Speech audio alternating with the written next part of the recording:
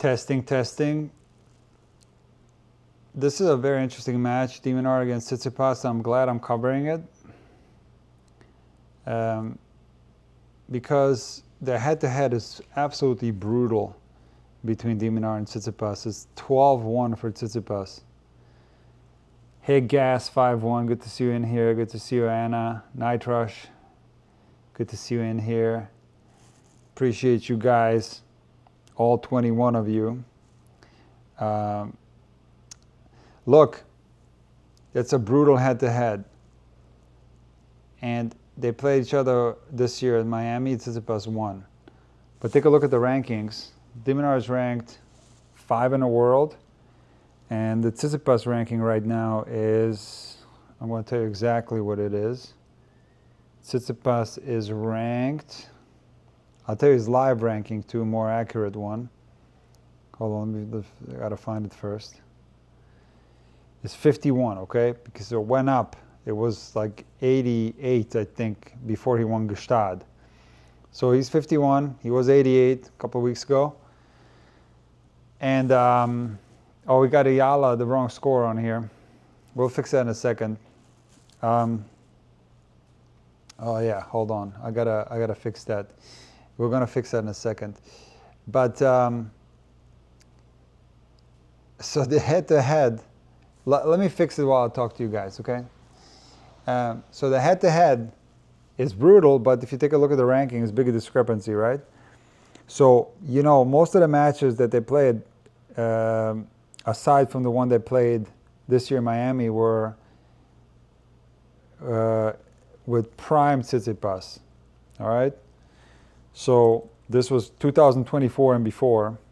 They played 11 times, and Minaur only won 1 time. So, of course, a prime Tsitsipas will have a big upper hand against Minaur, no doubt about it. But we're not seeing prime Tsitsipas, okay? So Minaur has a big chance to win this one. He's the defending champion. Okay, hold on a second. I've covered Tsitsipas before. There's the Greek flag.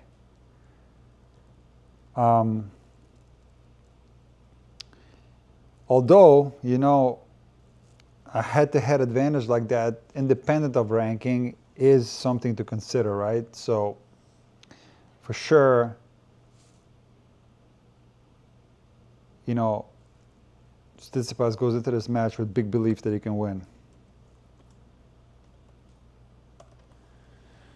Big belief. But I got a feeling Minaur is going to take this one. I think he's going to take it. I got a feeling.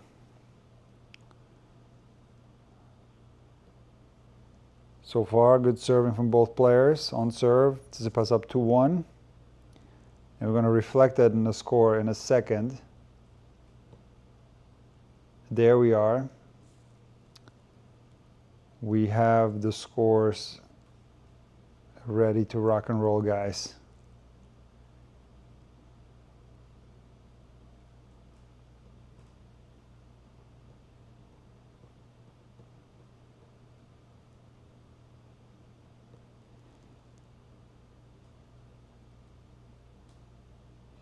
All right, the score is corrected, guys. There we are. 15 people in here. I kind of knew that was going to happen, but it's all good. It's all good. I thought it was an interesting matchup, to be honest. This was a match I was looking forward to. Now, the interesting thing with Tsitsipas, I talked about this in my previous live stream, or yesterday actually. You know, he won Gstaad, which was a huge win for him. He had some really tough 3-set matches there. I remember there was Jerome Kim, I think it was 7-6 in the third. He beat Rinderknecht, a tight 3-setter. He took out Collignon in the final. That was a big win for him, that tournament. And it's the Alps, it's altitude, it's clay also, so super great combination for Tsitsipas. He's got a big serve, big forehand, and he loves clay courts. Helps his backhand, right? His topspin backhand. So I thought, he was going to do the Alp double, Gstaad and Kitzbühel. A lot of players do that. In fact, most players that entered Gstaad played Kitzbühel. And Berrettini won back-to-back Gstaad Kitzbühel in 2024. Bublik won Gstaad Kitzbühel back-to-back in 2025. And I was like, okay, Tsitsipas this year is going to go back-to-back. But he didn't. He skipped Kitzbühel and went here. So, he's focusing on playing well on the hard courts, which I don't blame him, because he was once a top 5 player, posted incredible results on hard courts, highly capable of winning a tournament like this, for example, or even going deep in the 1000s on hard court. But I honestly think it's a little bit of a missed opportunity to not have played Kitzbühel, because then he might have, he probably would have to skip this, and then he would have to prepare for Canada, which I'm not quite sure if he got into that in the main draw there, because his ranking was so low prior to Gstaad. But anyway, I thought that he should have gone back-to-back, but he can prove me wrong by going deep here, and he certainly could. We shall see. Question is, can Tsitsipas get back to the level where he once was? That I can't tell you. That's a difficult question to answer. According to his former coach, Goran Ivanišević, there is something going on off the court that is not related to tennis, that's holding Tsitsipas back, and if that's not solved, according to Goran, he's got no chance of coming back.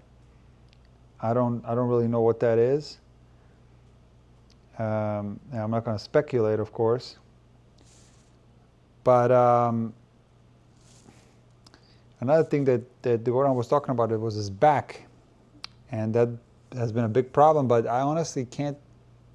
Just watching him play, like he played so well in Madrid, he played so well in Gstaad, he's playing well here. He got a break point up to 30-40 on a Minaur serve. Maybe the back problem is solved. I don't know. Maybe that was what was holding him back and was responsible partially for the poor results. So now that his ranking is around 50 again, if he takes this match, if he goes deep here, step by step, claw back to the top, you never know. We shall see. I certainly think would be good for the game of tennis to have Tsitsipas at the top of the game. Another guy with a one-hander. We have Dimitrov, who's having a hard time to play well in Wimbledon, but he's having a hard time after his pectoral tear. And Musetti, a lot of injuries. He's still up there in the rankings. We need these guys at the top because we need the one-handed backhand to stay alive.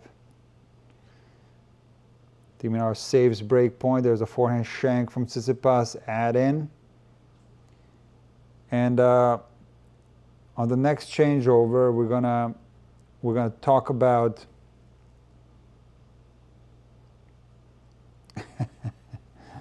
we're gonna talk about Minaur, who has a Canadian flag in front of his name.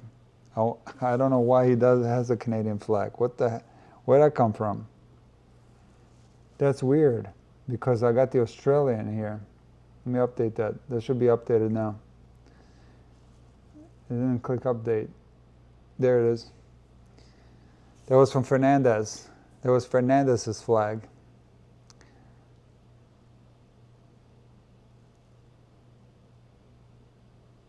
We're going to talk Alex, because Alex is going through a tough year too. But he's a much underappreciated player. The guy's a big-time player. I don't think people understand how good he is. We'll talk in depth about Minaur today.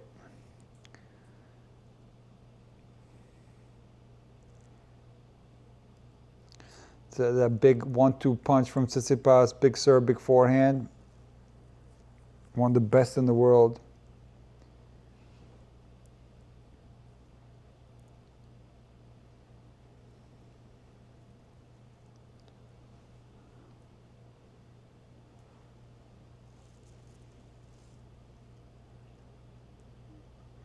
Nice play there from Tsitsipas. Big serve, big forehand again. Nice little inside-out backhand volley. 30 love.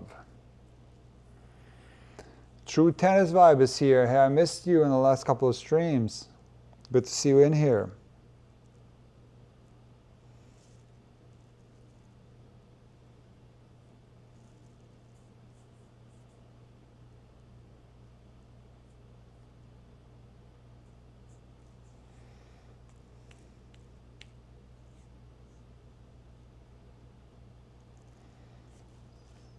Double fault from Tsitsipas, 30-15.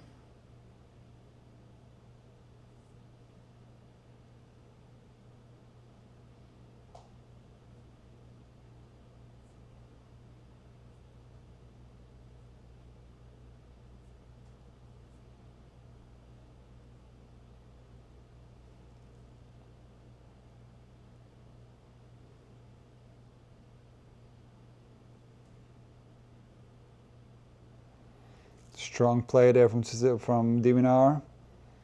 Very aggressive cross-court forehand draws the error from Tsitsipas, 30 all.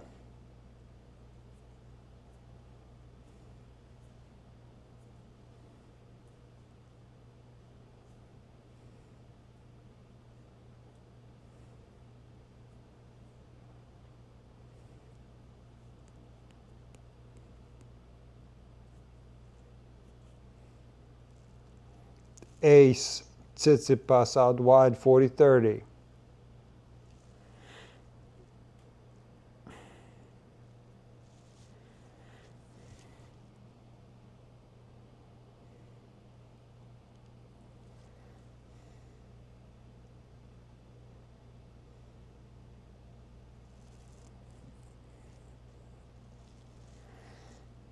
Back to deuce. Aggressive forehand there from Minaur into the backhand of Tsitsipas, who misses a slice.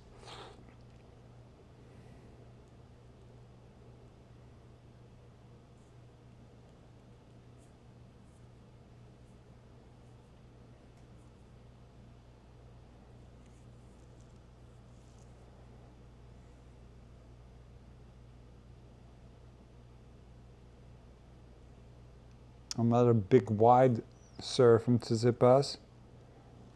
Add in.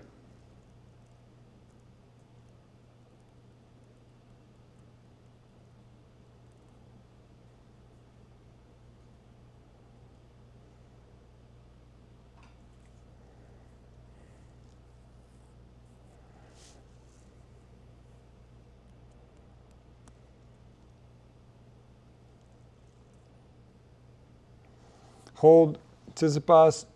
Be right back, guys.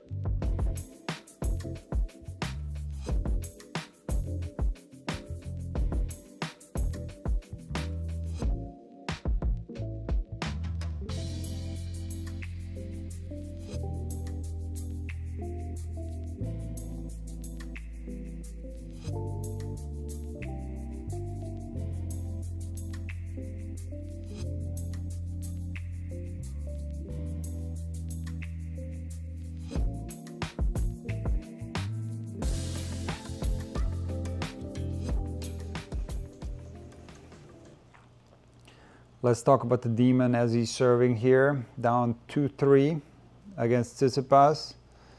And he, like I said before, he's an underappreciated player. To be ranked number 5 in the world is so unbelievable to be a top 5 player. And it's not by accident. Okay, you could make the claim that maybe if Draper was healthy, Draper would be top 5. I don't disagree with that. I think Draper is an amazing player. Fritz missed a big chunk this year. He has been in the top 5 before. The fees potential to be top 5, certainly has to prove it yet. He has to prove that. So maybe a few guys would be there instead of de Minaur, but listen, injuries are part of the game. And being ranked number 5 in the world is insanely good. And this guy gets so much hate on social media.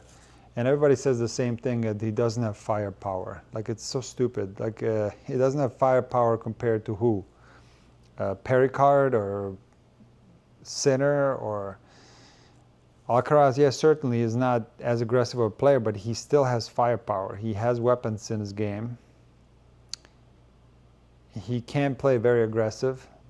Now, he doesn't have enough firepower to go past a certain stage at the Grand Slam tournaments. He hits a roadblock eventually against an Alcaraz or a Djokovic or a Sinner. He can't go past that stage. He doesn't have enough firepower to overcome them.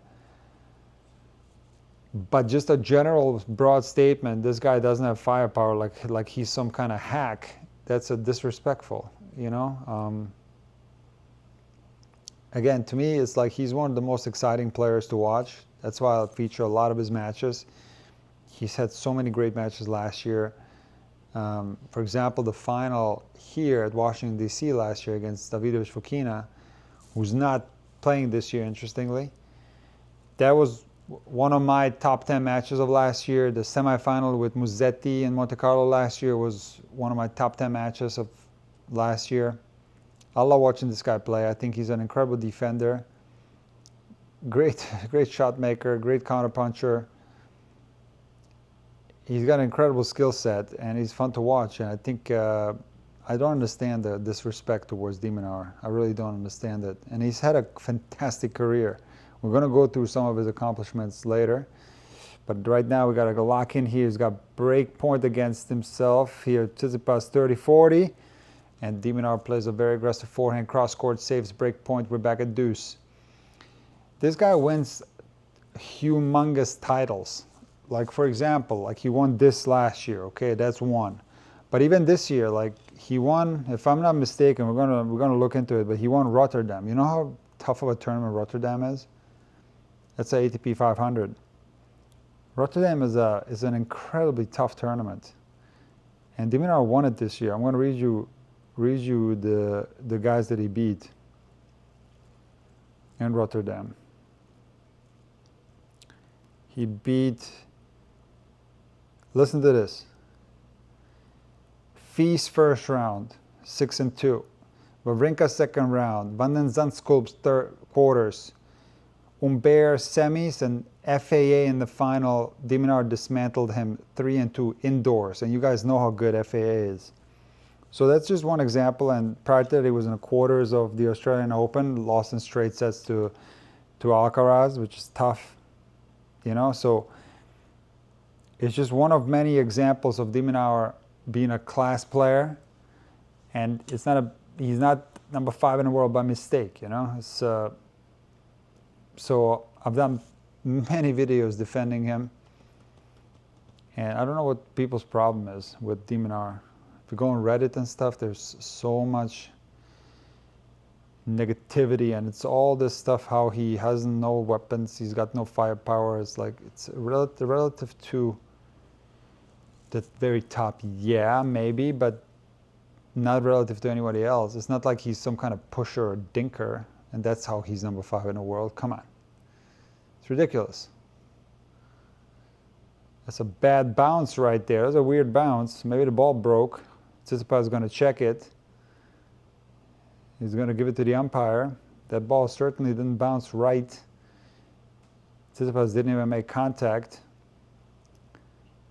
And Tsitsipas is squeezing that ball very hard. Umpire is going to check it. Umpire determines the ball is okay. Umpire is having a hard time squeezing that thing. And that's a weird bounce on hard court. Anyway, add in. Let's take a look in slow-mo. What happened to the ball? It hit something, but there's nothing on the court to be hit. There was a weird bounce. A very strong forehand from Tsitsipas there, right on the baseline, back to deuce. Minaur is good on hard courts, but he's also good on grass. He's good on clay. He's all-around player, all-around top-class player. Good indoors.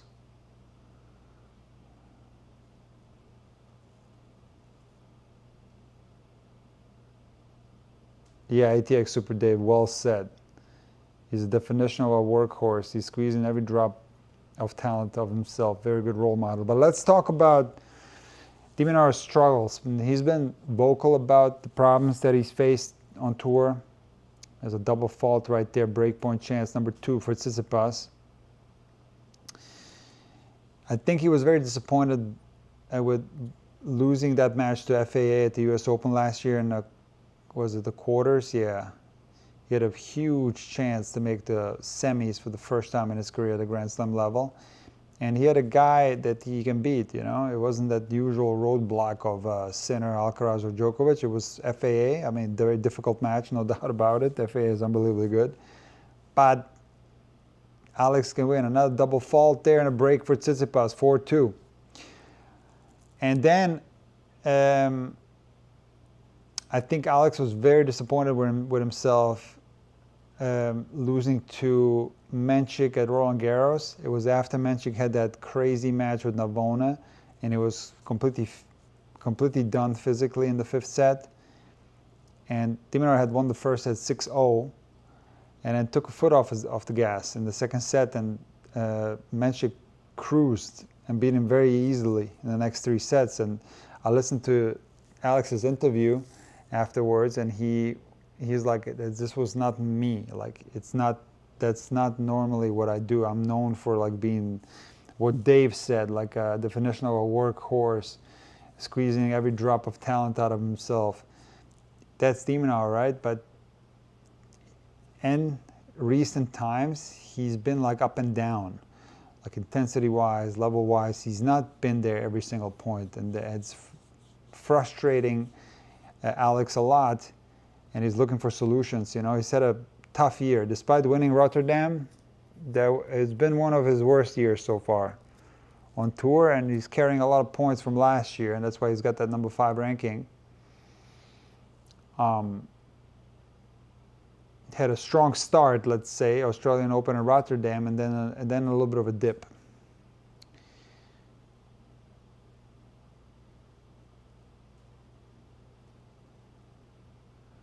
But Tsitsipas on fire.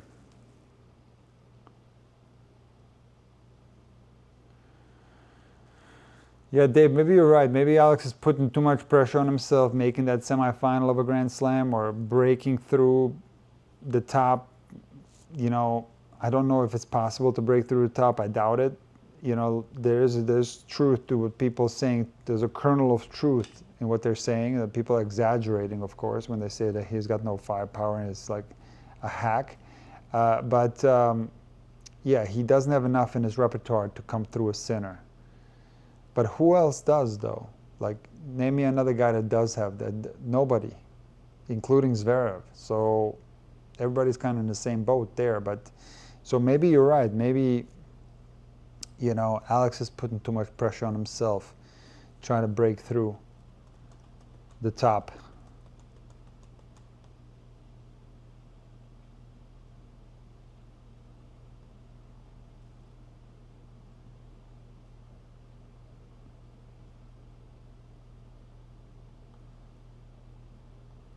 And it says, what about Australian Open 2026 demolition by Alcaraz? Sympathetic and respectful to Alex, but disparity was evident and that was ruthless from Alcaraz. We got to keep it real.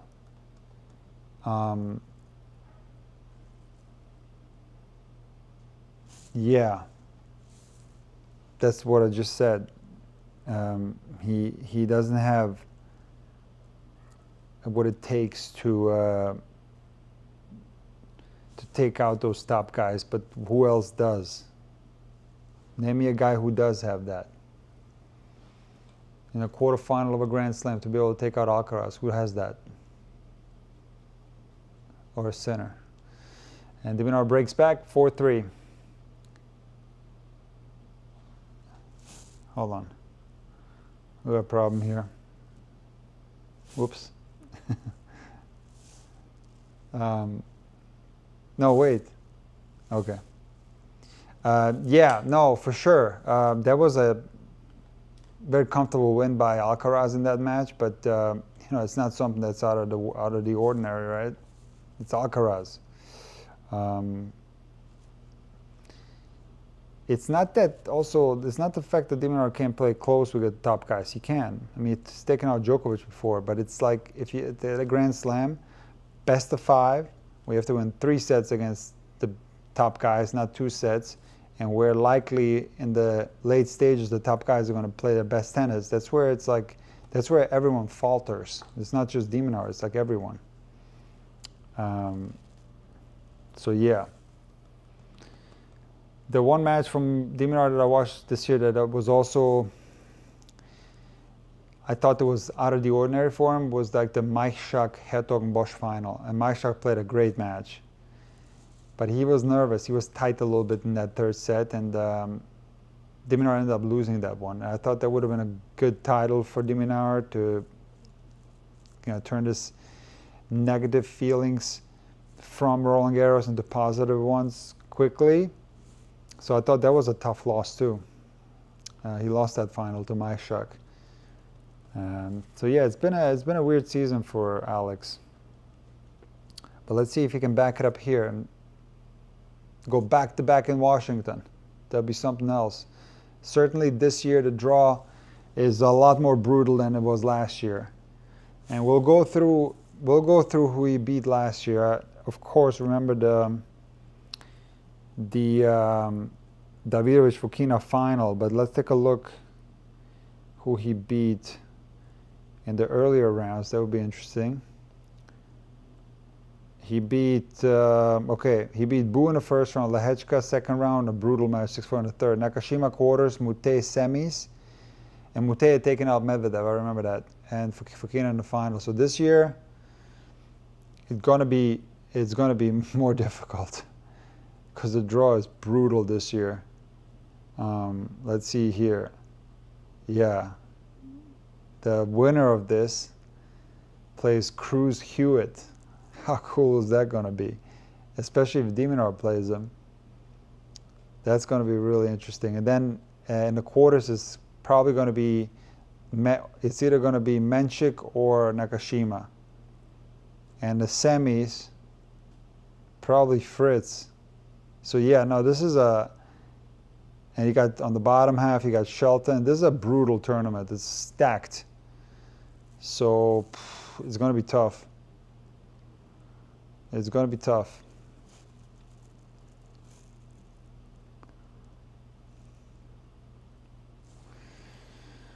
de Minaur 40, love on his serve. Looking to even the score after being down a break, 4-2. Double fault, that's a good time for a double fault right there.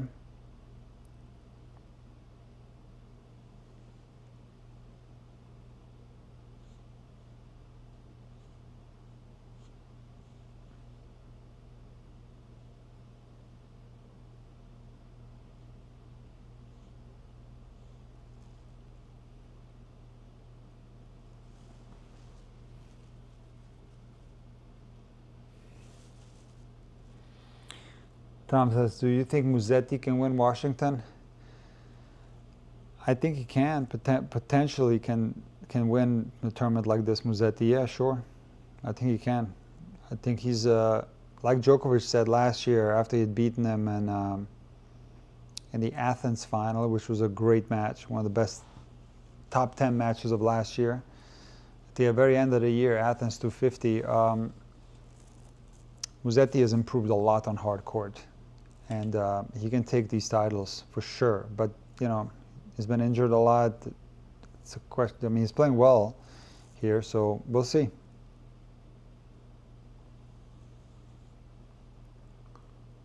Double fault from Tsitsipas, love 15.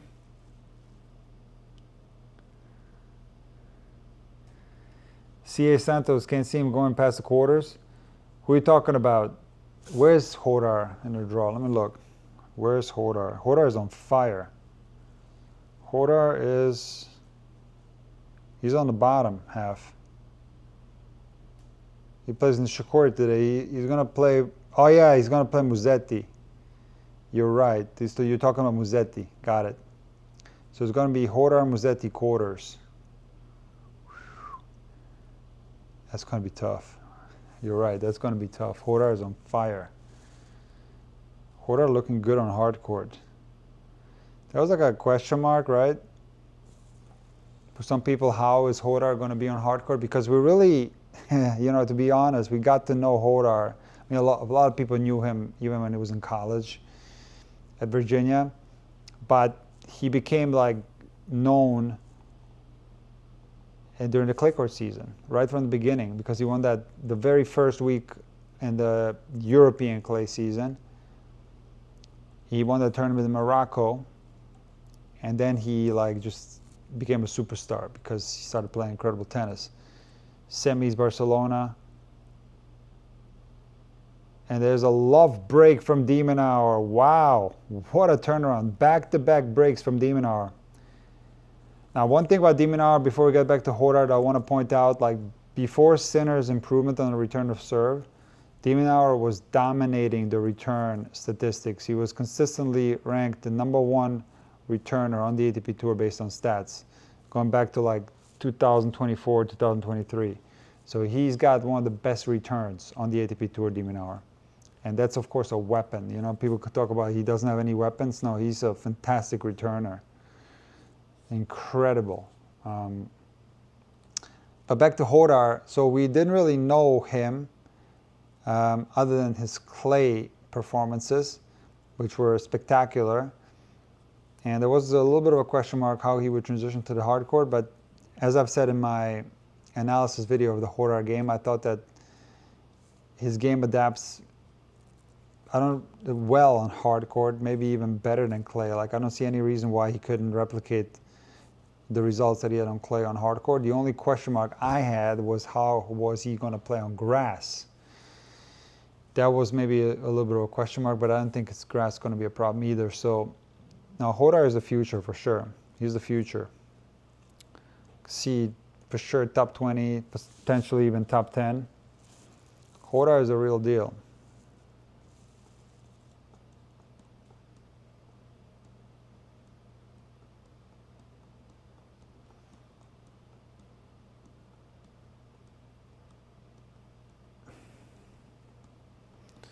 Hodar Musetti will be tough. Yeah, that's tough. That's a tough one to call. You know, Musetti is a craftsman, though. He's gonna try to chop Hodar up. We'll see.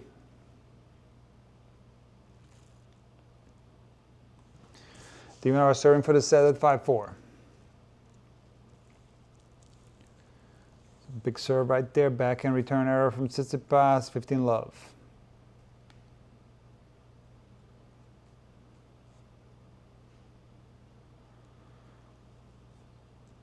You know, if it comes to it, Anna, I'll try to cover Hodar Musetti. Yeah, Musetti, sorry. I'll try to get that one.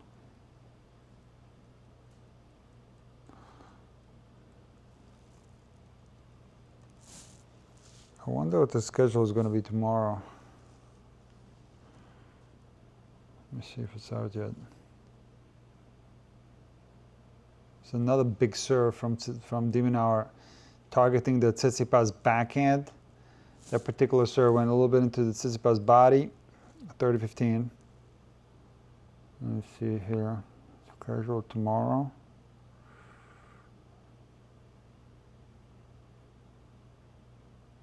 Okay, this tomorrow is Thursday.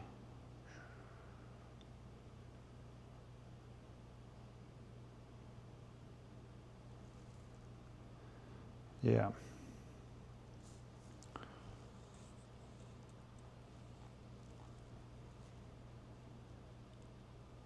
And Minaur hits a forehand long, not by much, 30 all.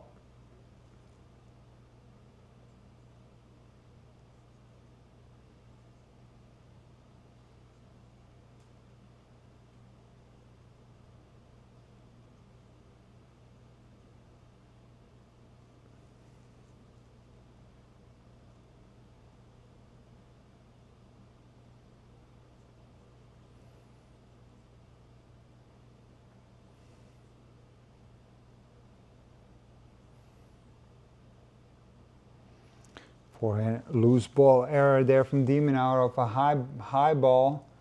Misses the inside out forehand. That's a break point for Tsitsipas.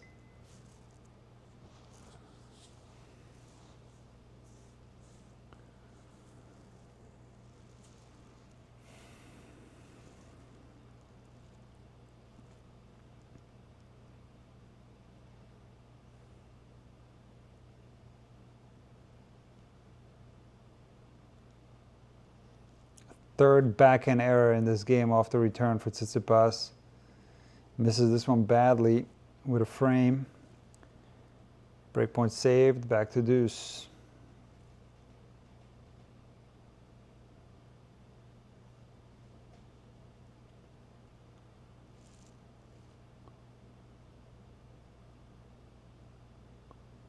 That's a nice point there from Minaur. Big serve and then the forehand winner into the forehand side of Tsitsipas, add in, set point. Super Dave says, Nick, any advice for lower back issues? I'm righty and it's always left lower back, probably from serving. I don't, you have to go to the expert, I don't know. Lower back is tough. I have lower back problems too. Double fault from Minaur. It's a scratchy service game right here. Back to deuce.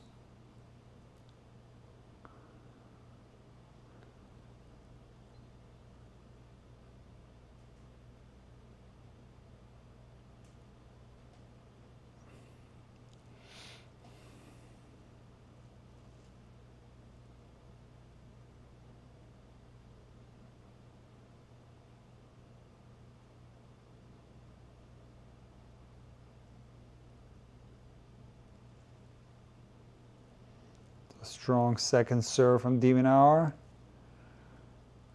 And since Tsitsipas missed 3 backhand returns in this game, he tries to run around that second serve, which was it's quite speedy for a second serve. And ends up overhitting the forehand return, hits it late behind his body. Set point number 2 for Minaur.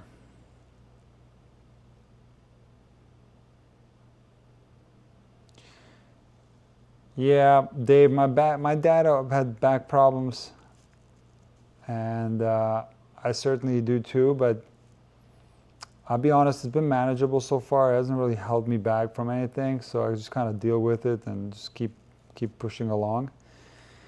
4th backhand return error from Tsitsipas in this game, and Minaur wins his first at 6-4. What a weird set, isn't it? Tsitsipas strong start, goes up a break, and then to complete collapse on his own service games, loses 2 of them consecutively, and loses the first at 6-4. 4 consecutive games he lost. It's crazy. Crazy how tennis can work sometimes, right?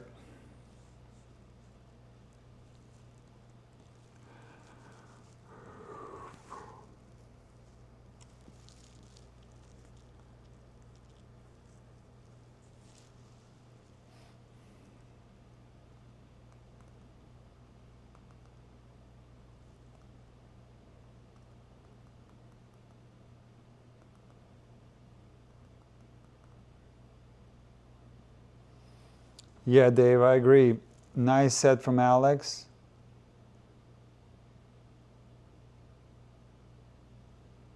He lifted his game, of course, you know, we have to say that. He started playing a lot better after a slow start.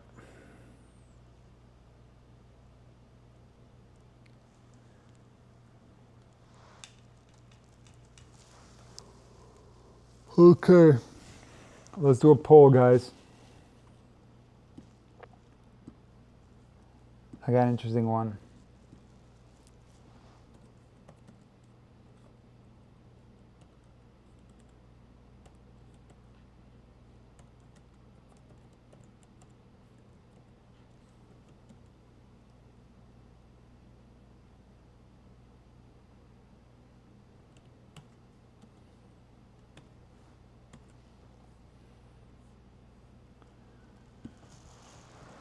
There's another question for you guys down there.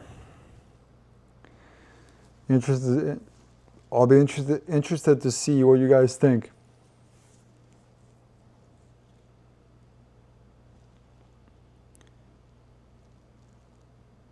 That's a nice forehand there from Tsitsipas. Big serve and a big forehand. That combination of shots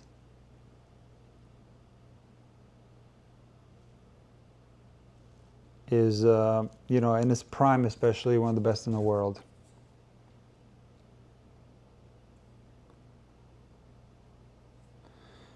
How about the static between Shelton and Dom at the net yesterday? What are you talking about? I didn't see. I saw about a set and a half of that match. Did not see the end. What happened, Dave, between Dom and Shelton? I know that was a lot closer than I expected it to be honest. I'm surprised to see Dom take a set off of Shelton. It's a nice hold from Tsitsipas there, love hold. After having dropped 2 consecutive service games. Good to see Stefanos with a good service game here.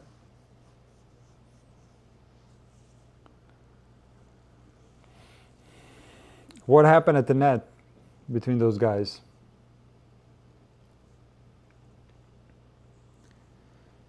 There's Leighton scouting for his son, because his son will play the winner of this match. Can you believe that? I can't believe Leighton Hewitt's son took out Marcos Giron. I can't believe it. 17 years old. That's insane. And he even took a set off Svajda. I mean, he beat Svajda on paper. Like, Svajda pulled out in the third set at 2-love. I can't believe he's beaten these guys. It's incredible. And he was playing futures this year. Pretty much all futures except Challenger in Dublin the week before Wimbledon. And he was in the Wimbledon Junior final. He lost there in 3 sets. Incredible. It's very rare to see the son of a legendary player be this talented and successful at the game of tennis. It's so rare. Because there's a lot of pressure.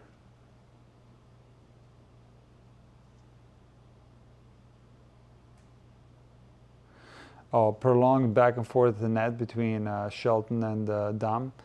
Yeah, I don't know. We have to take a look at it. I don't know. I didn't see it.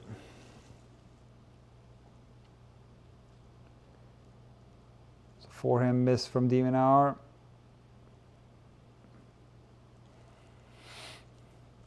Low 15.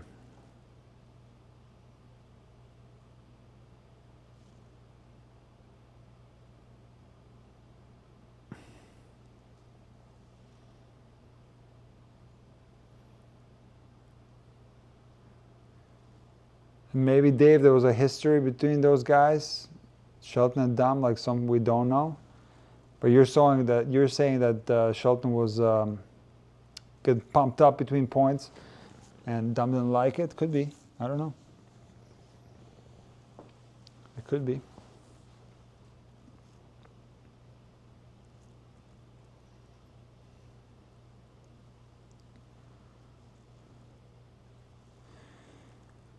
You guys want to know what I think? Whether Tsitsipas can get back to the top 10? I don't think so. Because there's something going on that we don't know. That's beyond tennis. Because I trust Goran. And whatever that is that's going on, I don't know if he's solved it. Doesn't seem like it. I do believe, however, that Tsitsipas can be like top 30, top 20 player, but top 10, I have my doubts. Because that's going to require like going deep in the very important tournaments. I doubt it.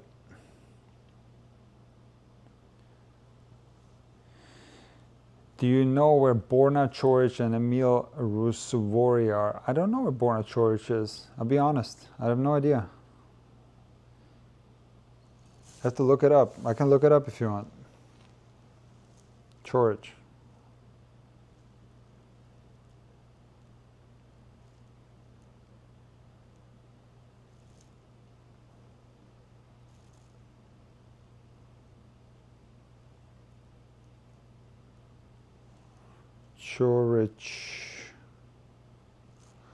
Borna. You're right, he's gone. Borna is gone. He played the US Open and that's it. He lost to Lehechka in 4 sets. He won the first set. Yeah, won the first set against Lehechka, lost in 4. And that's it. That's the last match he's played. Is he retired? I don't know. Injured maybe? I really don't know. I wouldn't think it's a retired because only 29 years old. He's got plenty of years left, Borna. He's got plenty of time left. And Rusuvori, I don't know about that. Let me look it up.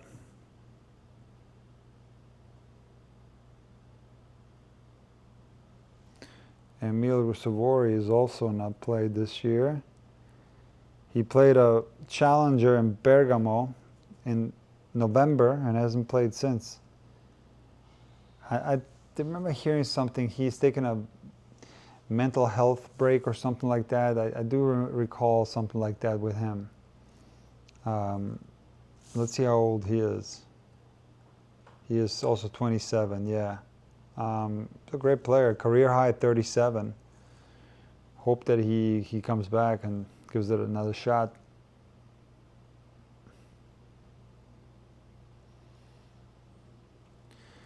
Tsitsipas serving a lot better in this second set, 30 love. Minaur won the first set 6-4. 1-all in the second, 30 love.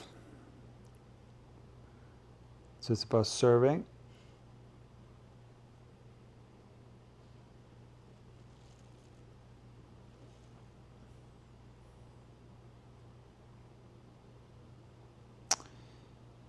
Yeah, Roberto Batista Agut retired. Yes, he did.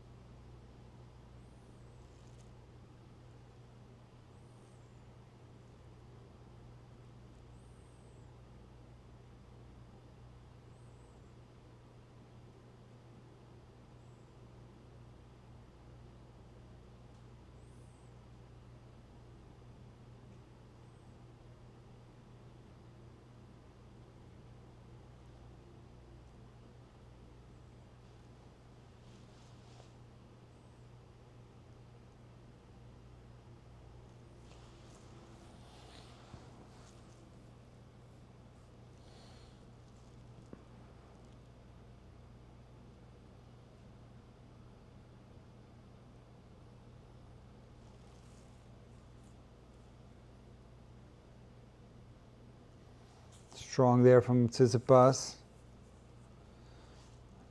Great point there, 30 all on his serve, big point.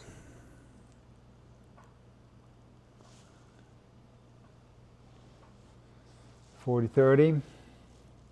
Nick, did you hear about the kid who they say looks like a combo of Alcaraz and Sinner and could be their brother? His name is Yannick Alvarez. Yeah, I posted on my stories on Instagram. That would be so funny if he if he could make it. I saw him play. He looks very good, but it's so hard to say. It's so hard to say. We have to wait and see. He won a Davis Cup match, I think, or something like that.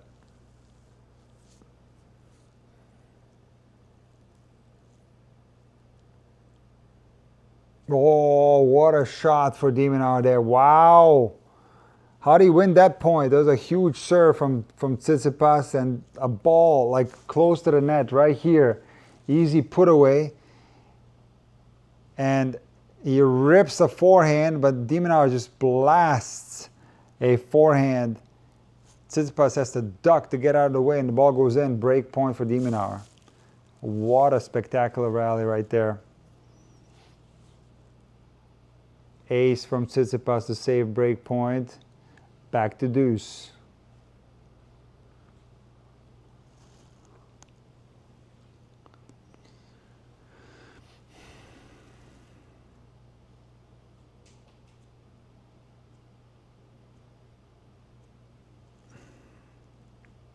Another huge serve from Tsitsipas, serving well in the second set. Which brings up the question, what happened in the first set? It was up a break, right? Up 4-2, and the serve disappeared on him. Serving so well here in the second.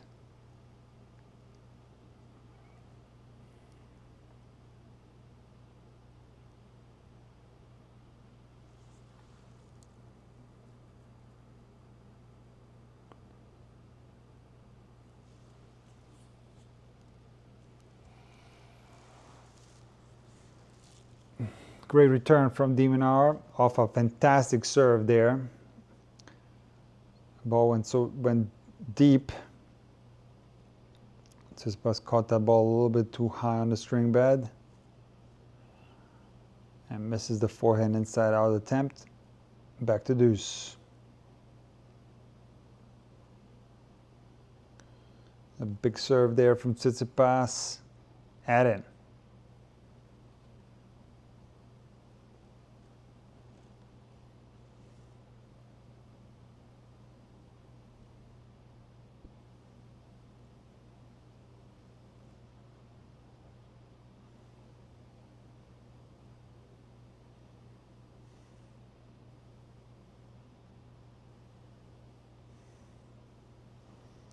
Fantastic hold from Tsitsipas there. Up 2-1 in the second. de Minaur won the first set 6-4. Be right back, guys.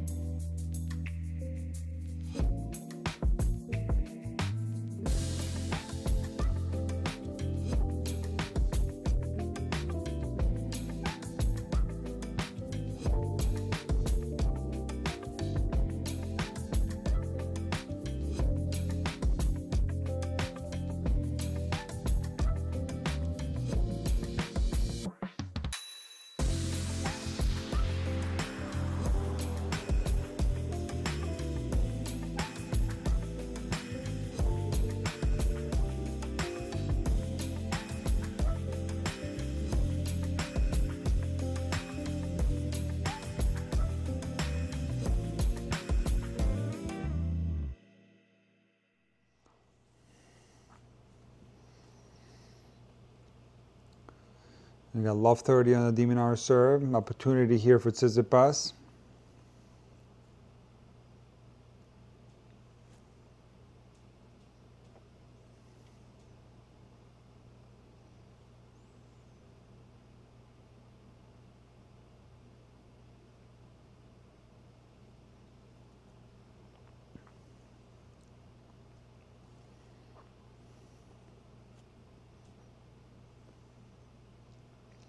Double fault from Minaur, love 40.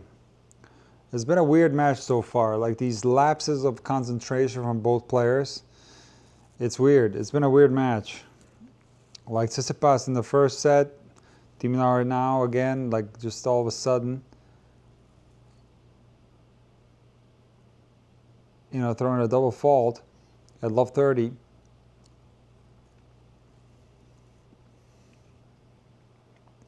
You know, Leighton Hewitt is over there taking notes. He's observing this because his son will play the winner of this match. Cruz Hewitt.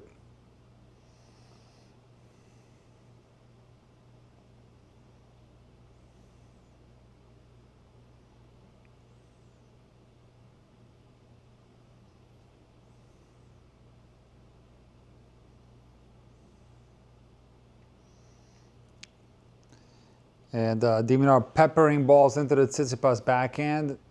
And Tsitsipas giving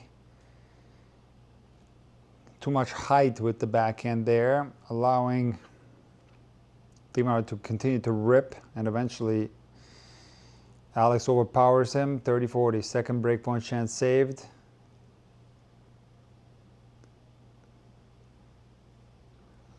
Minaur continued to pepper the backhand of Tsitsipas. But he gives him one forehand, and that's enough for Tsitsipas to put pressure on Minaur.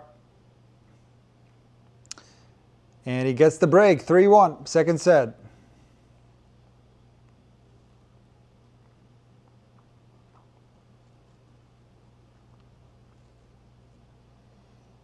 Wow.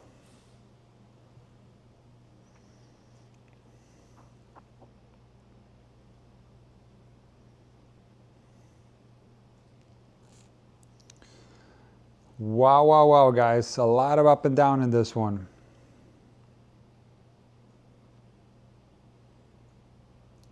That's how it was in the first set.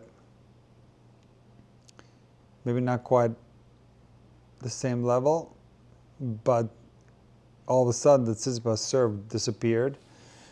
But I don't feel like it's going to happen right now. Tsitsipas starts with an ace down the tee, 15 love.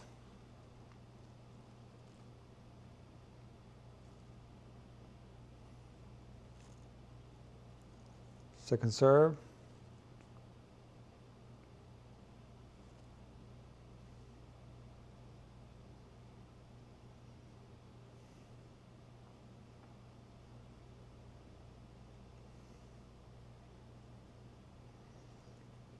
Dirty love.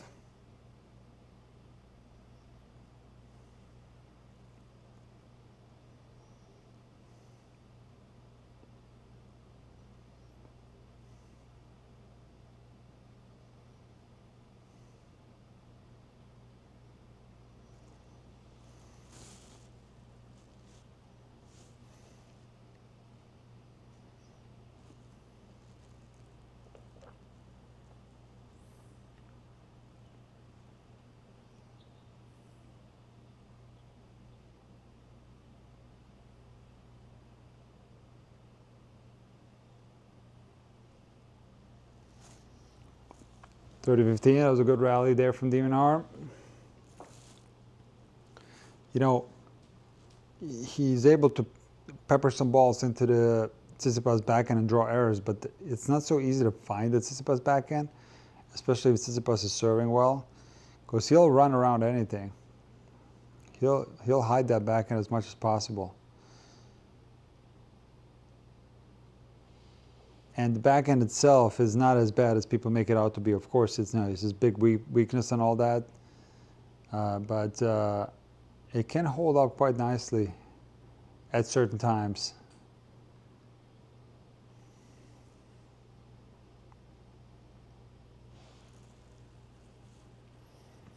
40-15.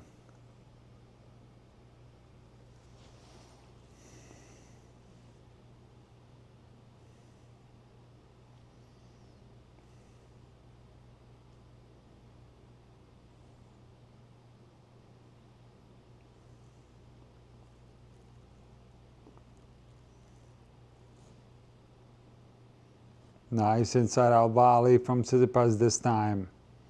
Missed a couple of those in today's match, but converts there 4-1 in the second.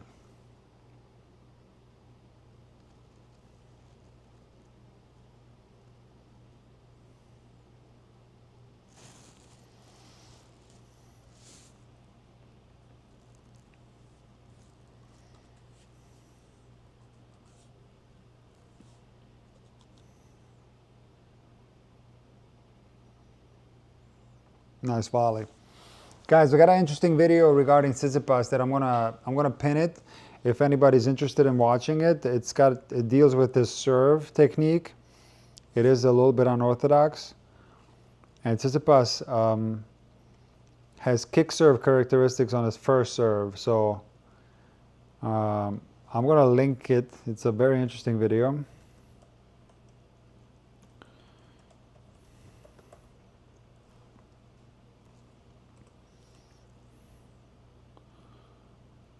Link it right here.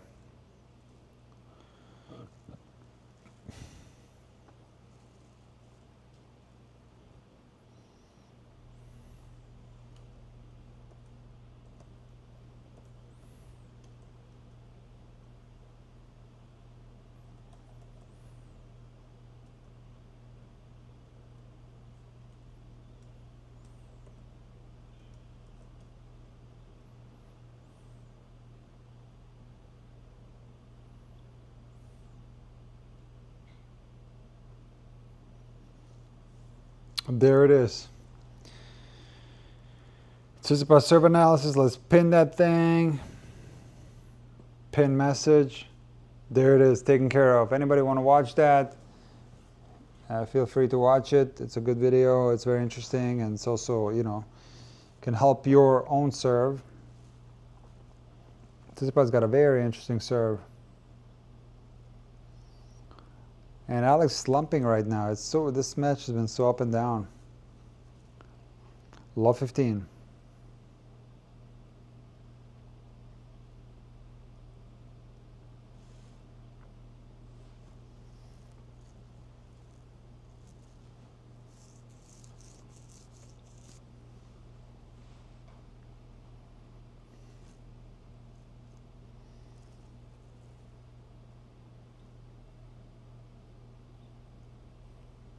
Big forehand there from Tsitsipas, love 30.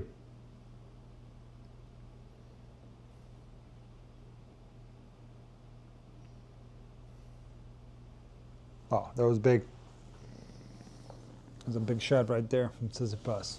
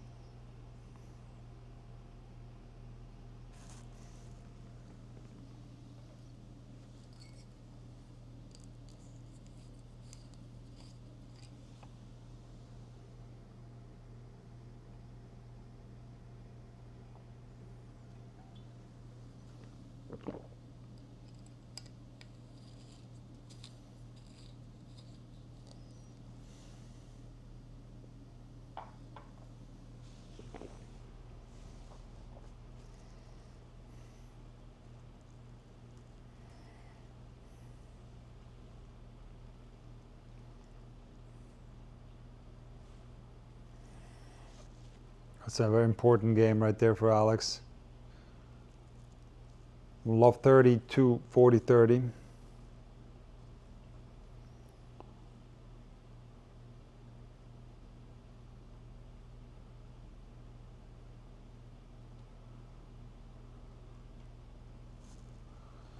Second serve. Let me check the serve stats. It seems like Minaur is not serving as well as he did in the first set. That's a very, very important hold from the Minaur because close to going down 2 breaks. Now 1 break with his return skills, this set is still winnable.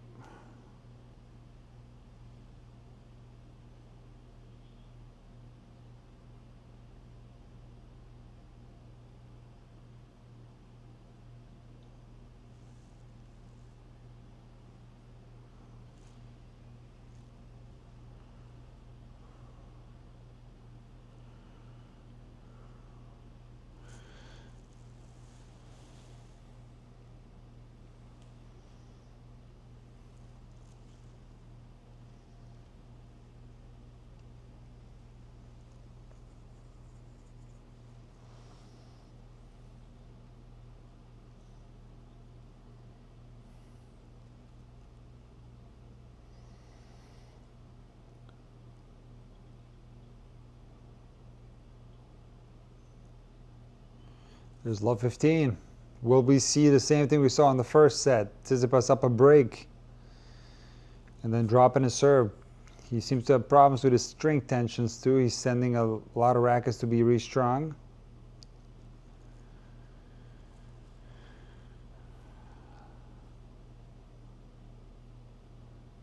Second serve.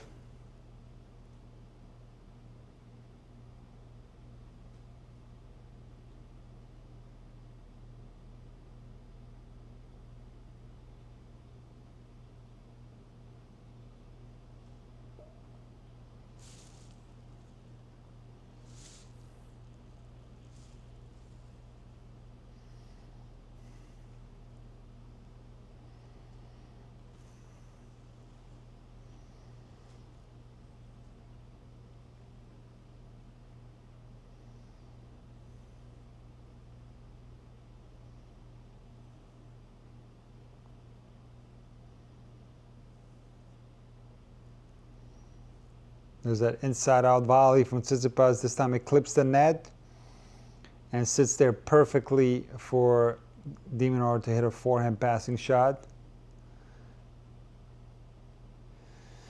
Tsitsipas has had some troubles with that particular shot, that inside-out backhand volley from the very middle of the court. 15-30. A huge serve right there, 30-all.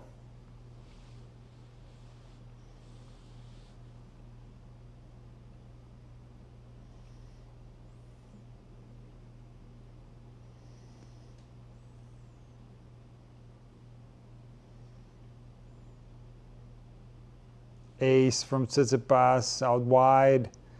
Great location there. He hit that so short in the box. Tsitsipas hit it right here. Right in this area. Excellent, excellent slice serve. Second serve.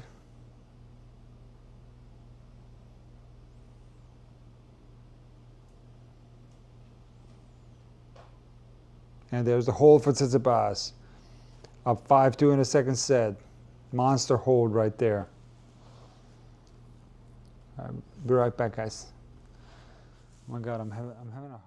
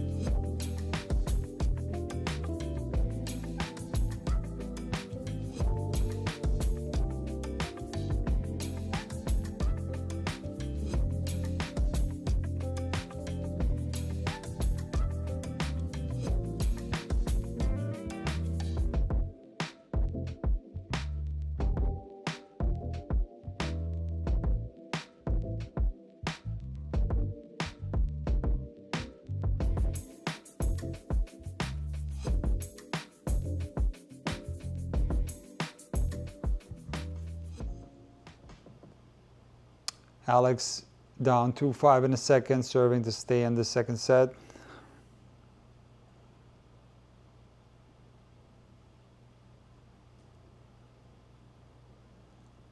Double fault for Alex, love 15. Now look, don't get it twisted. This would be a huge win for Alex, independent of the ranking discrepancy. He is 1-12 against Tsitsipas.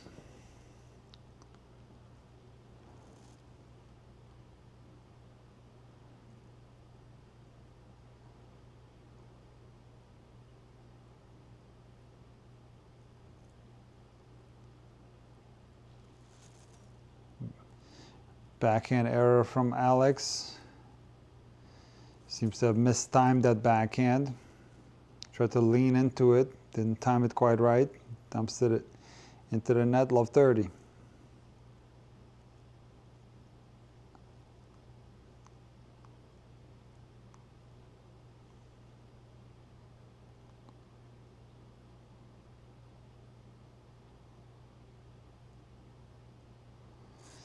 $15.30.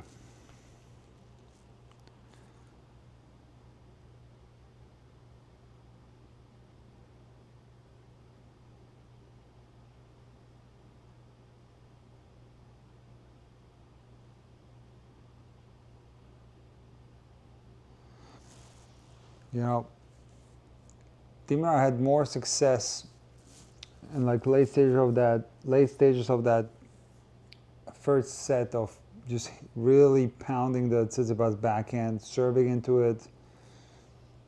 Also from the baseline, directing a lot of traffic there. Tsitsipas fell over on that point. Hope he's okay. Yeah, seems to be okay. 40-30.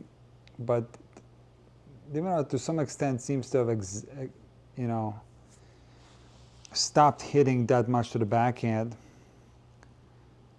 Tsitsipas slipped on that ball. Another backhand error from de Minaur, 40-all.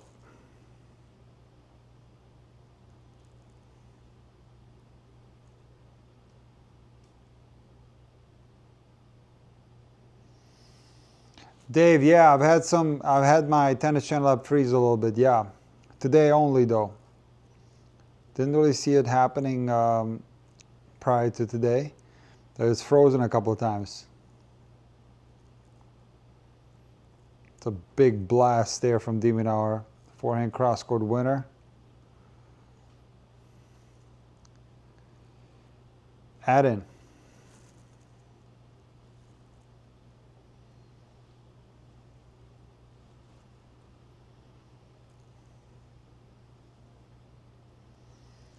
And de Minaur pumps himself up. Holds. 5-3 Tsitsipas. He will serve for the second set.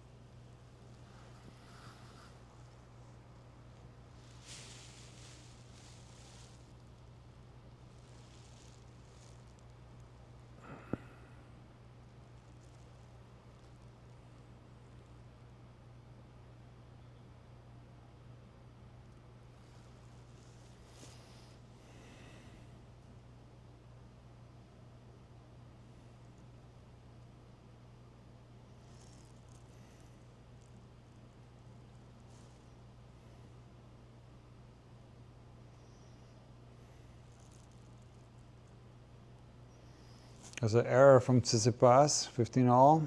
Half-court forehand error, uncharacteristic.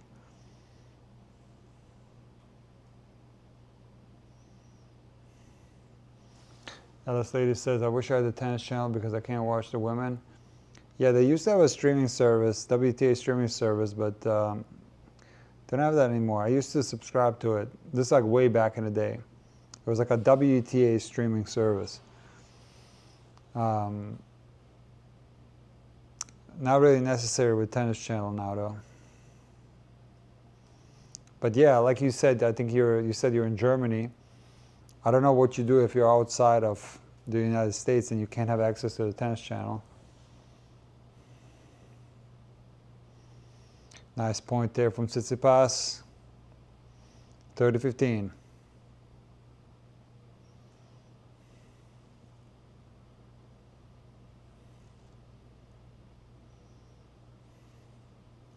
Big serve from Tsitsipas out wide, 40-15. Yeah, last lady, I don't think they have it anymore. You can check, but I don't know. Can you stream WTA in Germany?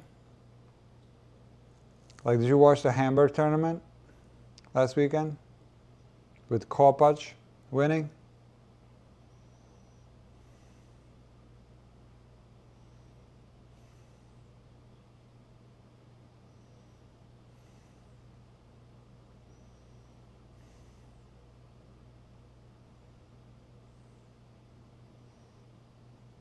You can watch women on WoW. I don't even know WoW. The streaming service.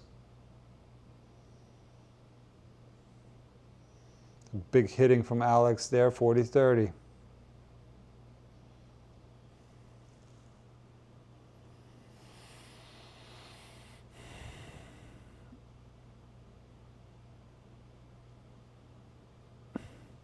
Oh, Sky Sports. Okay, gotcha. Gotcha.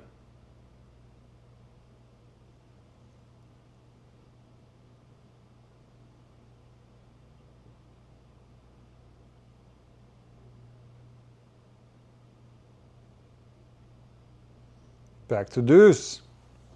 Wow.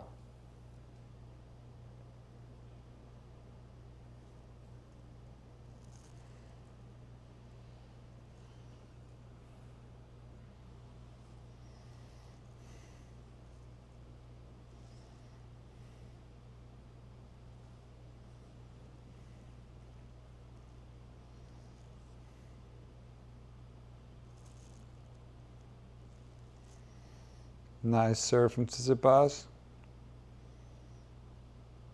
Set point number 3.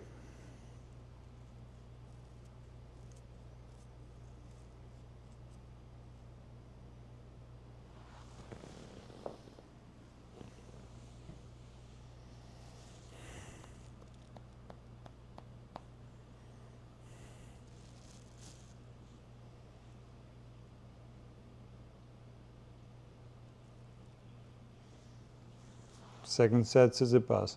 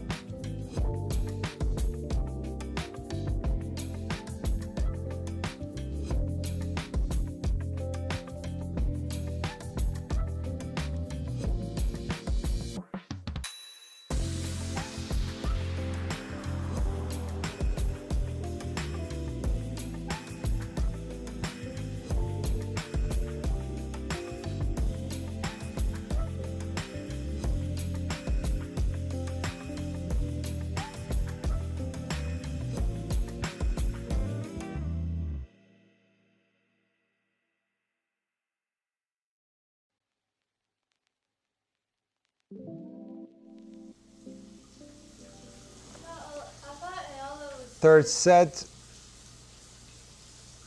You got de Minaur serving first. Let's start a new poll, guys. How about that?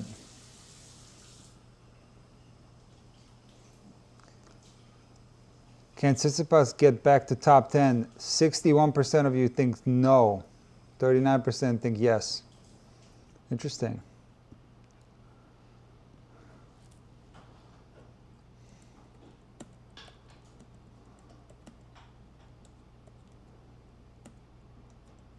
There's 30 love for de Minaur.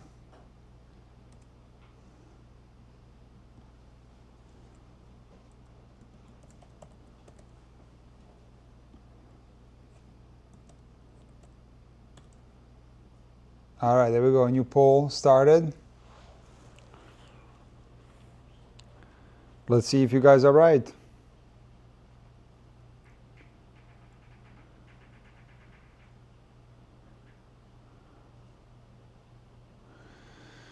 For love for Demon. Another quality that Demon has is like getting balls back into play. He's so unbelievably quick. His speed is incredible. And just gets so many balls back in play, especially on the return of serve. That's a nice hold right there from de Minaur. Love hold. And we got 1-0 de Minaur third set.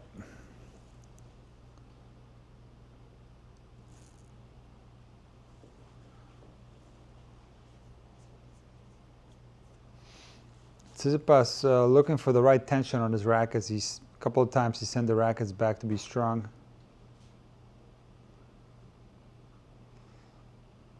Wonder what string he uses. I remember he was using 4G for a while. I wonder what string he uses.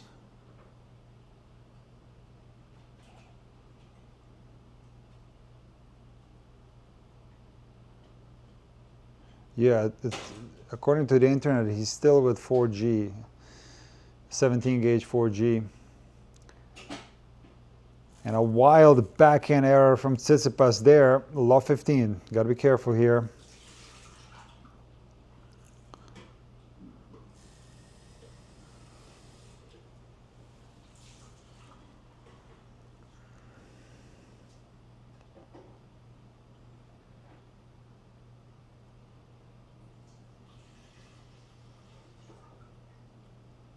And a forehand inside out error from Tsitsipas, love 30.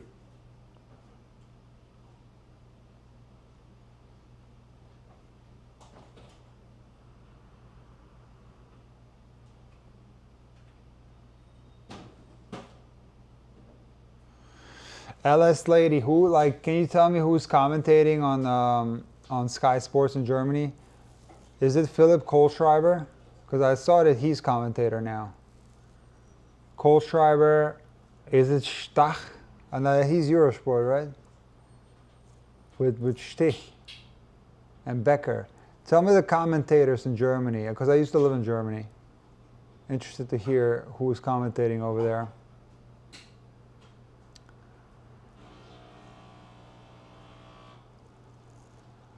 $15.30. This is so important for Tsitsipas right here.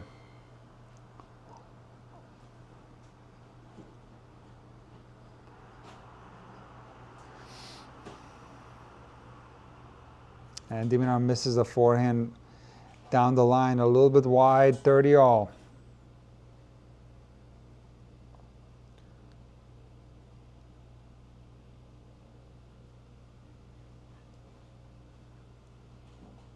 Let's see if Demon can start peppering again into the Tsitsipas backhand. The monster serve from Tsitsipas though, 40-30. Serving well.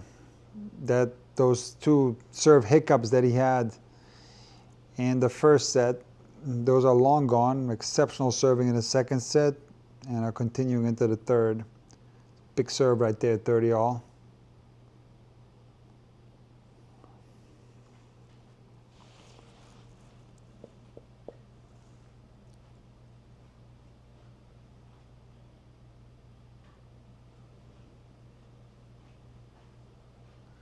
Nice hold.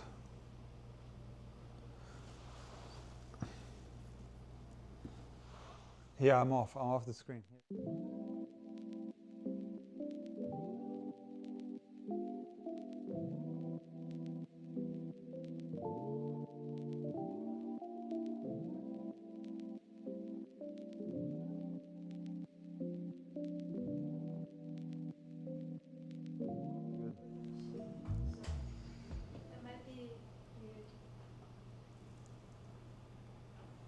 Very strong hitting from the demon right there. It's a very deep ball. And Tsitsipas shanks a forehand, 15 love.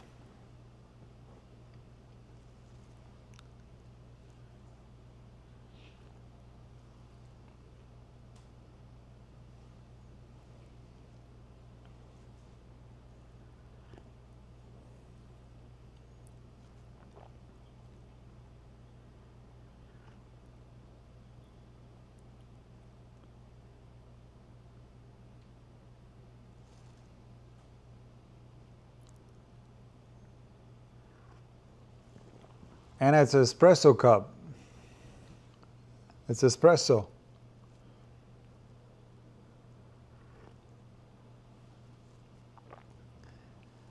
Espresso.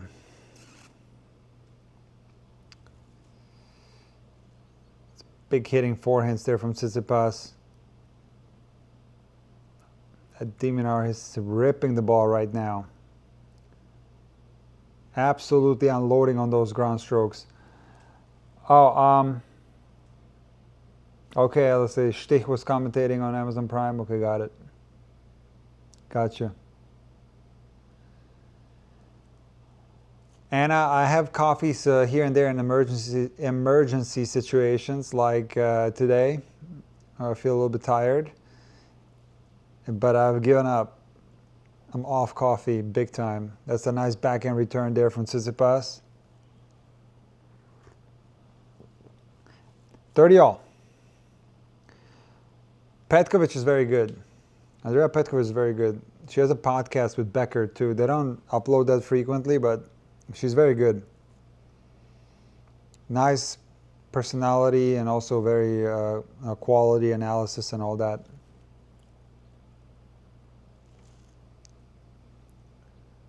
Oh, Tsitsipas had a look there for a backhand pass. A pretty quality approach shot from Minaur there, but Tsitsipas was there with plenty of time, but dumps the backhand into the net, 40-30.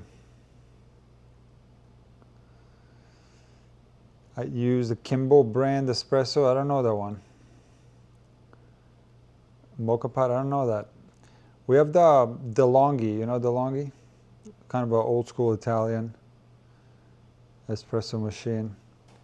Nice hold there from Minaur. 2-1 third set.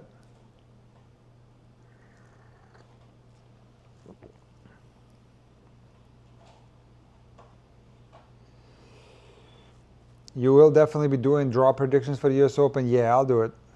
I'll do it. I don't like doing it now. It takes forever. It takes pretty much a whole day is gone from that. But you know, I'll do it because it's fun. I think it creates a lot of excitement. It's fun. People get into it. They, you know, they write mean things to me, some negative comments, and there's also sometimes I make good predictions. So it's fun. And then I can also refer to the predictions throughout the Grand Slam tournament, so I think it's worth doing. And especially having it on paper like that, it's a little bit better than doing it digitally. But just doing it on paper takes a while, you know, because I gotta, yeah, it just takes a little while to fill it all out. And also to think about who you're gonna pick and all that.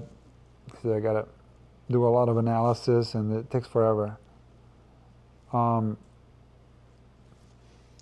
But yeah, I'm gonna keep doing it because it's worth it. Those videos perform well.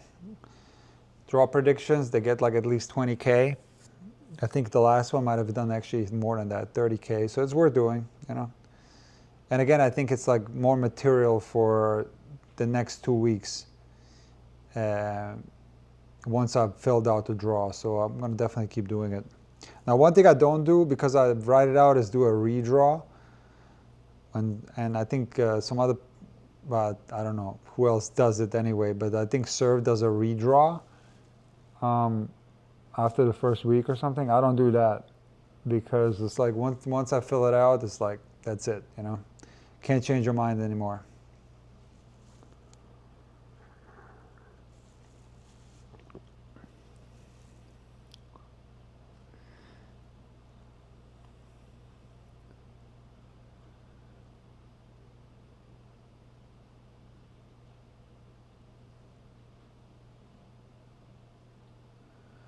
Some quality slices there from Tsitsipas, but then he tries to come over the backhand shanks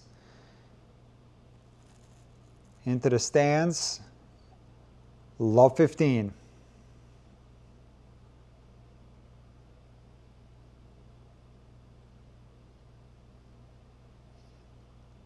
Anna says digital this time, or old school paper won't be safe from Simone.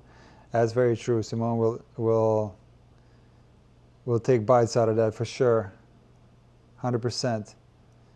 Yeah, no, I'm going to write it out again, old school. If something's working, why change it up? You know what I mean?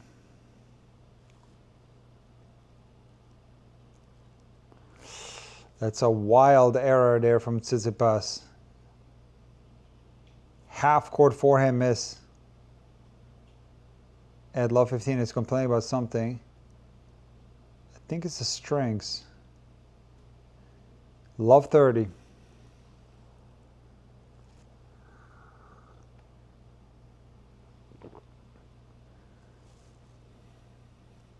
Mocha Pot is Italian. Okay, I'll look that up.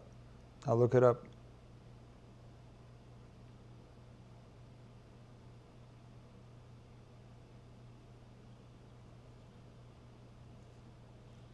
Oof.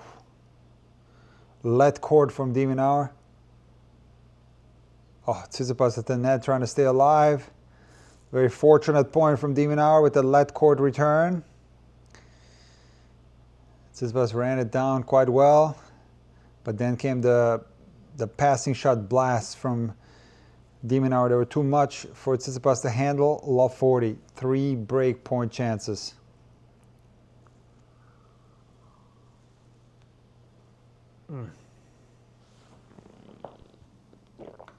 All right. That was very good. That was very good. Coffee? The espresso was good. 1540, first break point chance saved.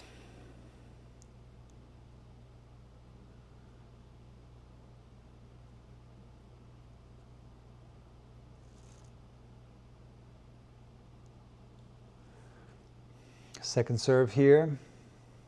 This is where Demon will try to strike, but a really good forehand by Tsitsipas. And another one there, 2 back-to-back inside-out forehands. That's what he's one of the best in the world at, that forehand from the backhand side. Hits it so well. Second breakpoint chance saved, 30-40.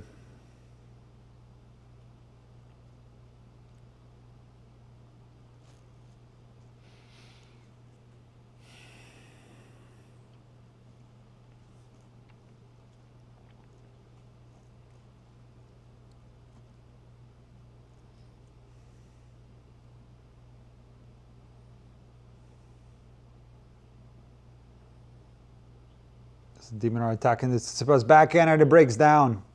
He goes down the line very early in a rally, misses into the net. Here's the break for Minaur, 3-1. Tsitsipas demolishes the racket, breaks it really badly. Butt cap falls off. He's very frustrated, but he went too early down the line in the rally, way too early on the second, well, let's say it was the second backhand or third backhand. He switched it down the line. He wasn't in a good position to do so. It was a very deep ball from Minaur. I think it was the second backhand in the rally, and you know, he misses it, and he's in a lot of trouble right here because Alex is increasing the pressure. increasing the intensity. Yeah, Barbara Schett, she's been doing it for a while, yeah. She's doing a good job in Germany, yep.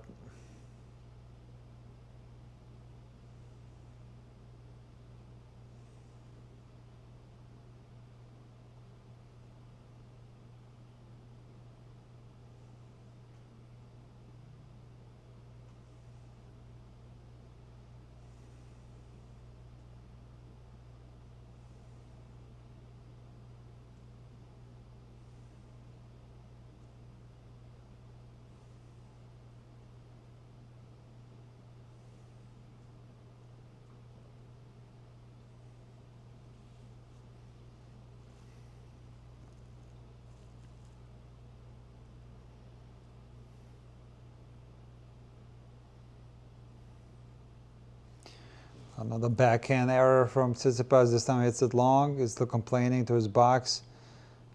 Something about rackets, I think.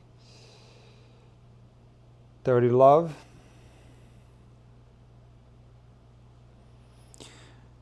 ATX Super Dave. I don't know if he changed rackets. He's been experimenting with different rackets for a while. I think he played with the Aero 98 last year in the Dubai tournament.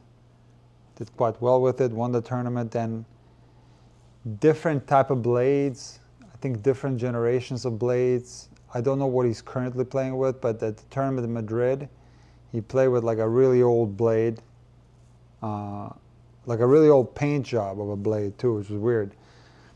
Now he's got the current paint job. Which blade that is, I don't know whether it's the new one or not. That's a nice hold right there from Alex. Love hold, up 4-1 in the third, under control in this match. The Tsitsipas backhand not holding up well in this third set. Basically, I would say the #1 reason why he's losing. Backhand return and, you know, off the ground, Minaur back to peppering a lot of shots into the Tsitsipas backhand, and it's working. It's working. So as far as Tsitsipas and rackets, it made no sense to me why he abandoned that Aero 98, because he did so well with it. He won Dubai. I thought I remember a stat, backhand quality was like 9.4, whatever, I don't even know. Super high backhand quality ratings during that tournament, and I think it was in the final or the semifinal. So obviously that racket was helping his backhand.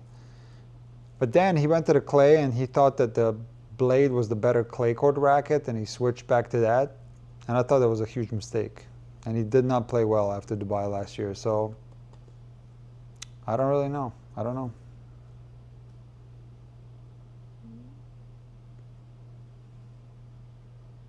It made no sense, because that's a racket that, like, if you have a one-handed backhand, like, and it's like Tsitsipas, he was saying prior or during that tournament, I was listening to him, he said that, like, this racket I'm playing with is helping me because I felt like I had to do extra work to make power with my old racket, and the balls, especially with the balls not being as lively as they used to be, they're all kind of feel dead now, and it's just extra work with my old racket.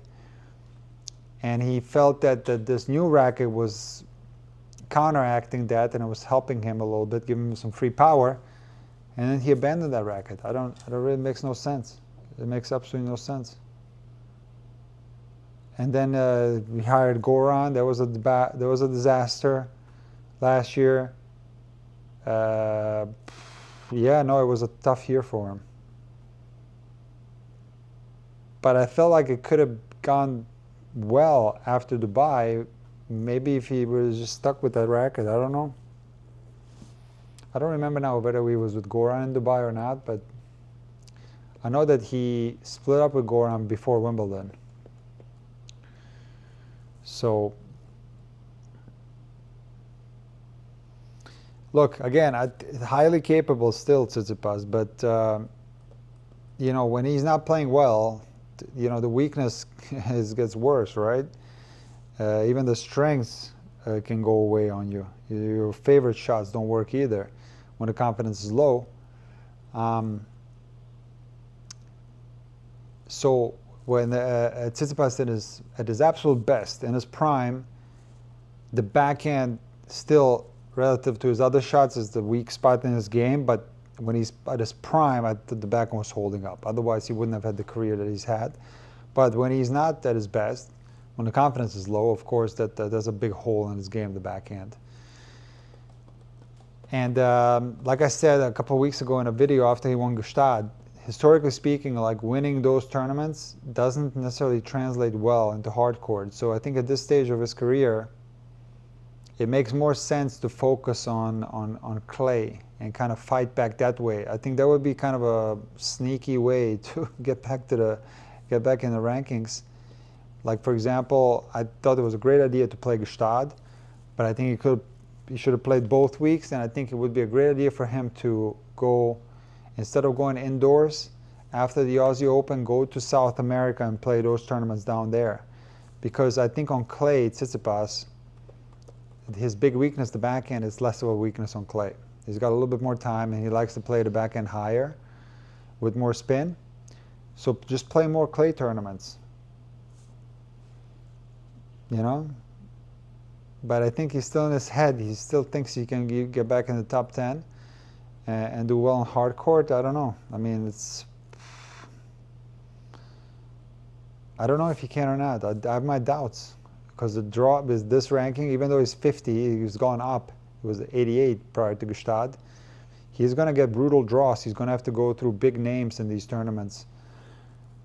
Just like here, look, he played the #1 seed in the first round. That's tough. And think about it, he's 12-1 against him. But it looks like de Minaur might get this one. Let's see. Tsitsipas holds 4-2. De Minaur serving, 2 games away from the match.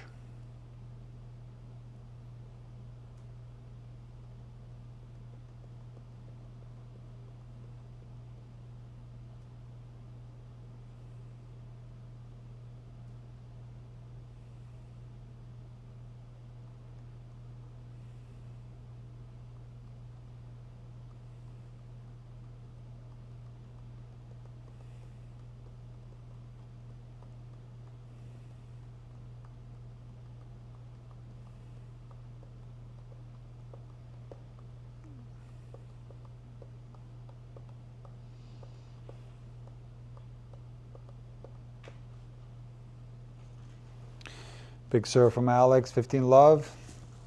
Hold on 1 second.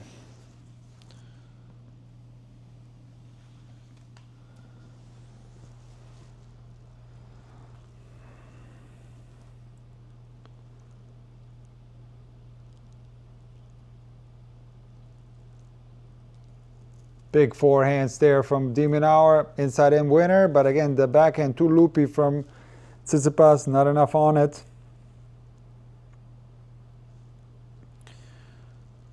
The ball sitting there for de Minaur to unload into. 30 love.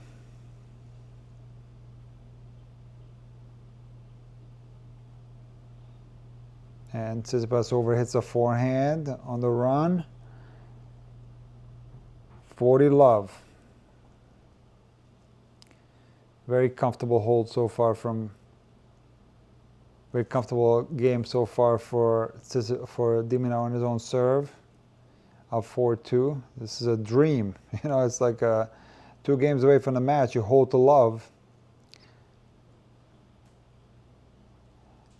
And speaking of holding to love, I think, you know, a lot of people talk about the Tsitsipas backhand, but I think in actuality, like one of the other big problems with the Tsitsipas game, because I watched a lot of Tsitsipas matches over the last 2-3 years, like he has a hard time breaking serve. And also he goes through phases of matches where the other guys are holding very, very comfortably. And that's even when he's playing well, that's true.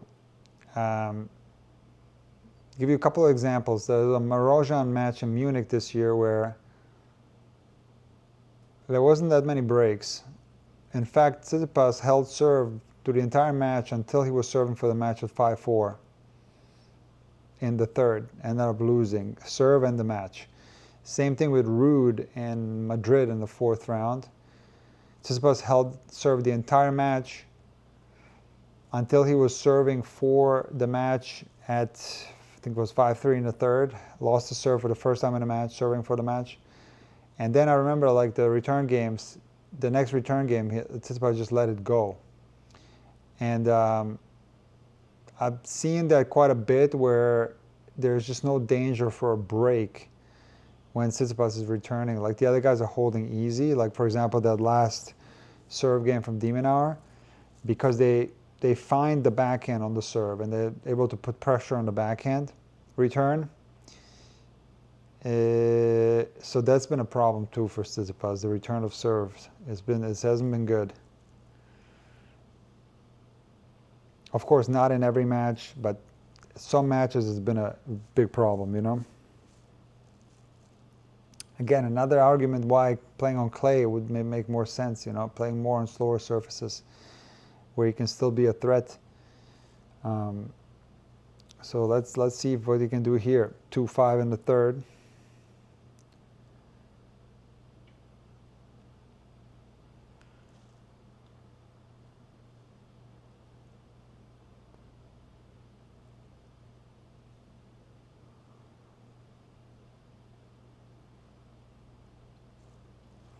Why do you say poor Alex, Dave?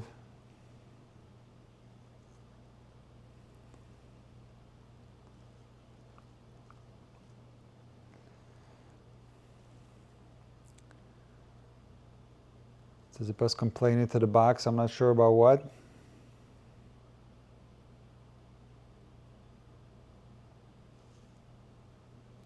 Love 15.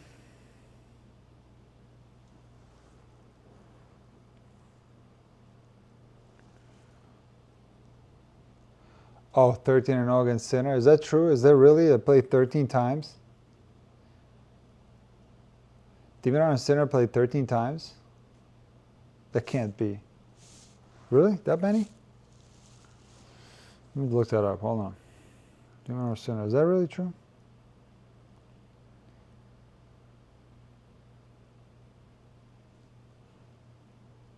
Tsitsipas in a lot of trouble here. 15-30. That was an easy miss right there. Yeah, it's 13 in love. Wow, you're right. Sheesh.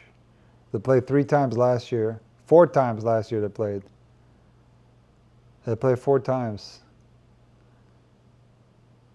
And Alex did get a set off a Sinner in the Beijing final, though. But yeah, 13 in love is brutal. Wow, I didn't realize that they played so many times.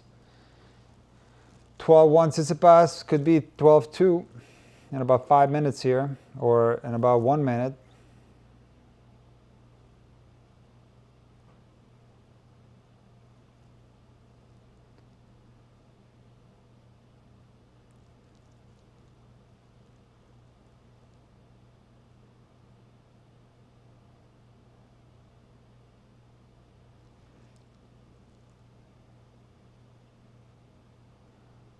We got forehand return error from Demon.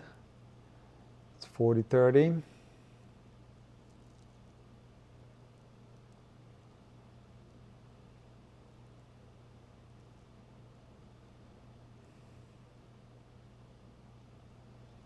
Big serve from Tsitsipas there. Backhand down the line with not enough on it. Minaur is there in no time and hits a forehand cross-court running forehand. Back to deuce.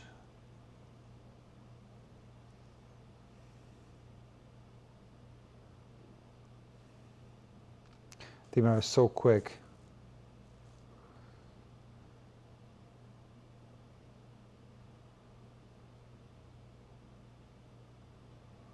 So a monster serve from Tsitsipas and that forehand cross-court inside out put away. That's that 1-2 punch from Tsitsipas.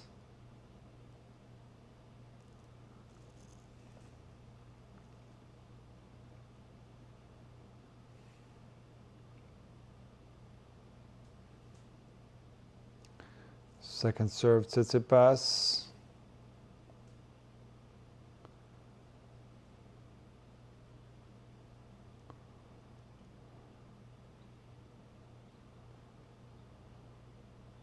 Monster, the underline forehand from Tsitsipas. Very good point there.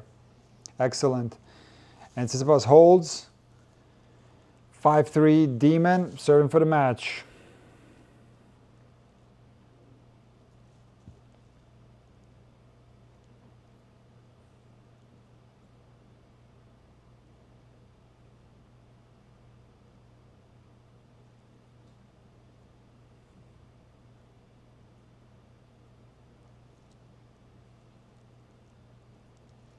See what I mean? There's so many return errors coming off the backhand side with Tsitsipas. He has a hard time getting into return games. Again, the Demon hits a serve right in this here, and the ball goes into the body a little bit of Tsitsipas. He makes a dumpster back and return to the net. There's another net error off the return. 30 love, just like that. In a matter of like 40 seconds, it's 30 love.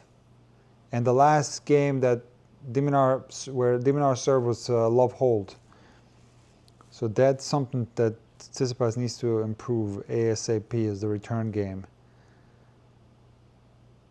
It's a shank return. De Minaur hammers the ball into the backhand of Tsitsipas, sending him running a little bit. Slice from Tsitsipas. And he overhits the backhand. Long, 40 love. That's, let's count. How many consecutive points on serve did de Minaur win? Let me see. I'll tell you exactly. Set 3.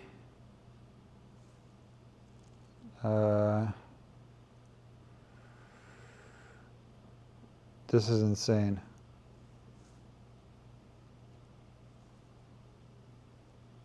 There he goes. He gets a point on the de Minaur serve, 40-15.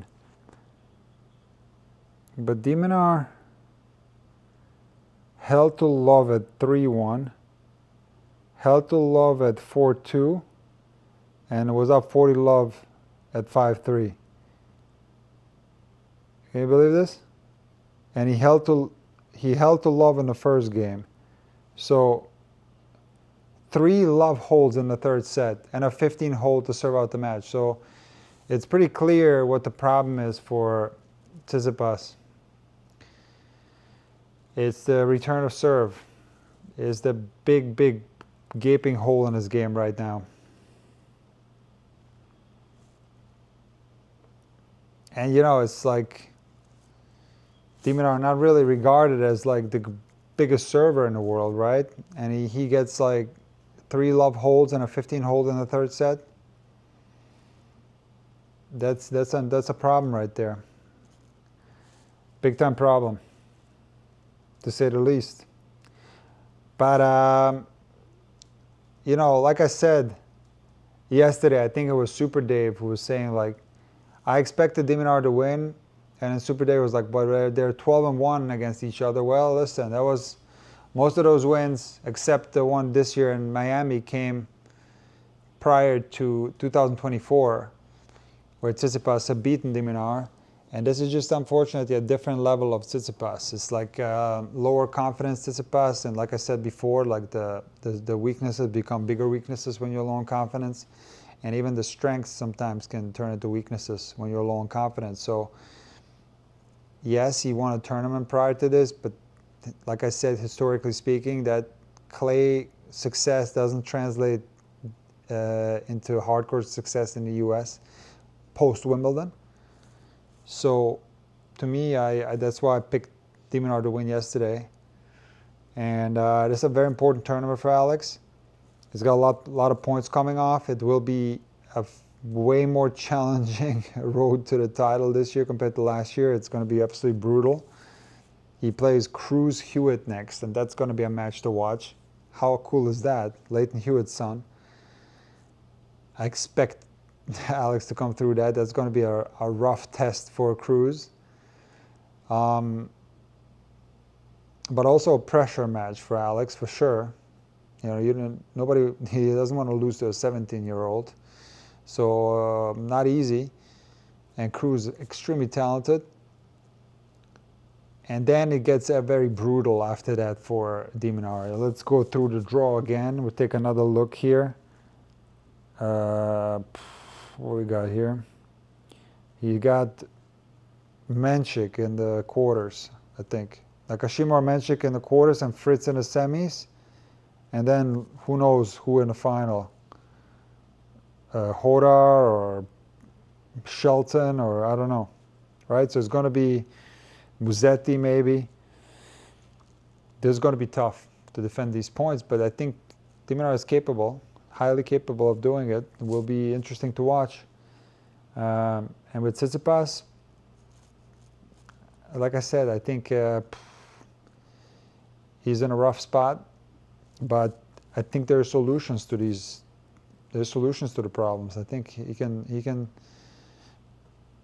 Don't know. It's a big question whether he can get back to the level where he once was. I don't know about that, but he can certainly go up more in the rankings, get back into the top 20 maybe if he does the right things. And I think with the current level, I think focusing on putting a big effort during the clay court season could provide great results. Because I think that surface can hide some of the difficulties that he has on the backhand side. We shall see what happens.